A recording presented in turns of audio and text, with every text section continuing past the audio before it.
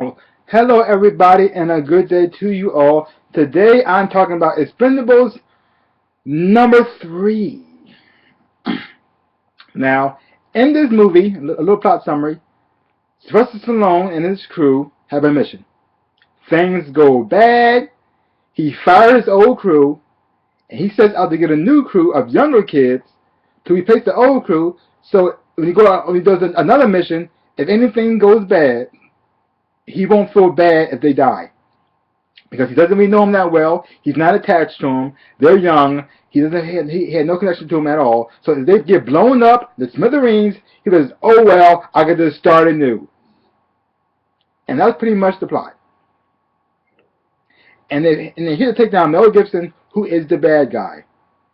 Because a long time ago, Mel Gibson and Sylvester Stallone started the Expendables together, and they had a huge falling out.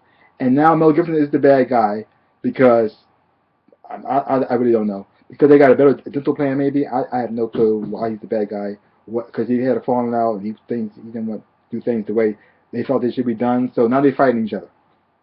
And Sylvester Stallone started killed them, but turns out not so much. So they got to take him down because bad guys got to get put down and stuff that they got to do. There's not a lot of plot to this movie, not a lot of depth to this movie, not a lot of great acting in this movie. Now the lines they do are kind of cheesy and one note, and there's a lot of winks and nods to old movies that they used to do back in the day. Like, remember this movie? Huh? Remember that? Remember that movie? Wink! Huh? I know you do. It was awesome.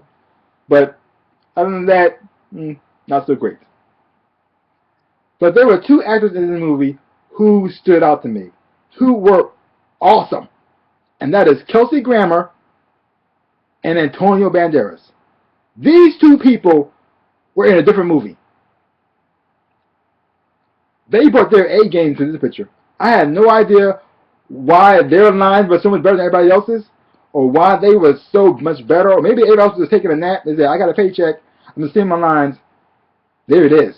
But these two people stood out to me. Kelsey Grammer's not in this movie that much. You don't see him that much in the movie, but the parts he is in are great. He had a scene with Sylvester Stallone inside a car that actually made me laugh. Did not see that coming, because everything else in the movie is pretty much by the book. You know what's going to happen before it even ends. What's going to happen, how it's set up, to what happened. You know what's going to happen already. And Antonio Banderas, oh my gosh, he was amazing. Every scene he was in was fantastic. Everybody else barely talked that much, but he talked a lot, and I mean a lot. His character was supposed to be annoying, but he was so funny. He was so funny, and his action scenes, he kicked butt. He was amazing. He was funny. He had a great character. You actually liked him, and he kicked butt too. Oh my gosh! Like, what happened to everybody else? I don't know, but he was good. He was really good. Now, Victor Ortiz and Ronda Rousey, they were okay for what they did. They were okay. Their action scenes were great. You know how their action scenes were going to be great. The acting parts wasn't so good, but the action scenes, they kicked butt in this movie. That's what they were there for, and that's what they did. They brought the kicking butts. They brought that. That didn't make no sense whatsoever, but they brought it. Now, is this a great movie that I gotta brag to all my friends about? No. I'm not gonna tell you. I'm not gonna recommend a movie that you have to go out and see it. You don't have to see it. If you want to see it, knock yourself out. You check it out for yourself. Maybe you may enjoy it a little bit more than I did, but hey, you may really love it, or you might hate it. It could go either way with this movie. It could really go either way. It really could.